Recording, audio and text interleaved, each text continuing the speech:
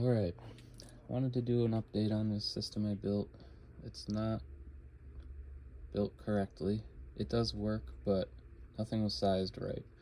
This inverter is way too big for the battery I chose.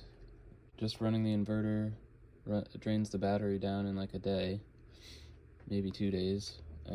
So I've had the inverter off now for about a year, just plan on using it in an emergency, but I wanted to rebuild this and size everything correctly, and the reason I'm not happy with this at all is because I wanted to be able to leave the inverter on all the time so that when the power goes off, the transfer switch would automatically pull power from the battery, but that's not going to work if the inverter's off. If I'm not home,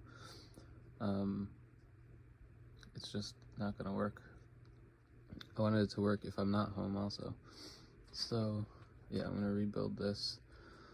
This inverter would be fine actually, but I realized it's a modified sine wave inverter, which isn't great for home appliances. It's really bad for some appliances. Some things won't even run on this type of power.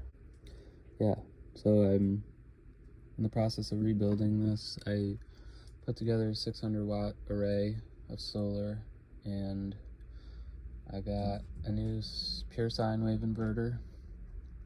Got a new charge controller to handle all the solar I put up, and yeah, I just had to buy all the components and everything, and I'm waiting on a few things, but getting ready to redo all this.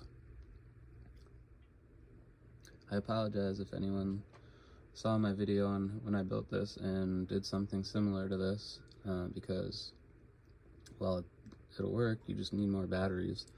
If you did the exact same system and you want to keep it, just buy a bunch more batteries and hook them all together in parallel. If you don't want to expand your battery bank, just buy a much smaller inverter that has just enough power to power the sump pump or whatever you're building the system for. That way it doesn't require as much power to run the inverter. This was originally built for our sump pump, but I also wanted to use it for other things. I didn't want it to be just limited to running the sump pump. I want to expand on it and be able to power a few other things if we lose power. So that wasn't really an option for me, but if you just want something specifically for a sump pump or some smaller appliance, you could definitely size the inverter much smaller just specifically for that.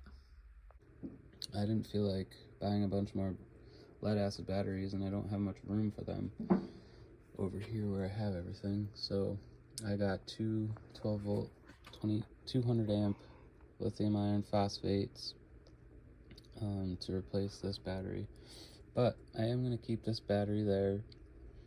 I'm just going to remove the inverter from it, and I'm going to put this inverter in my van actually, so I can run some stuff while I'm on the go, or if we ever use it to camp in.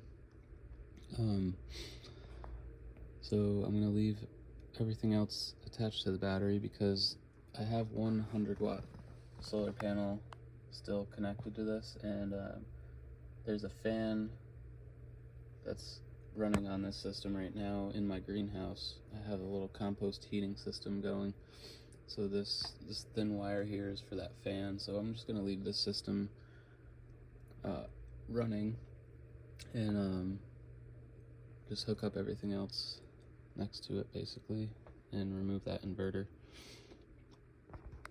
But yeah, stay tuned for an update.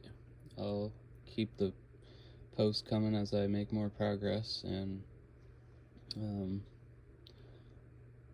I just wanted to be honest about this system I made. Hopefully no one directly followed in my footsteps and you knew more than me when you built yours.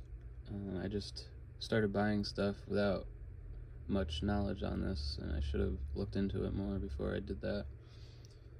But I learned my lesson, and now we'll have a 1,000 times better system than this now. once it's all hooked up. Thanks for watching.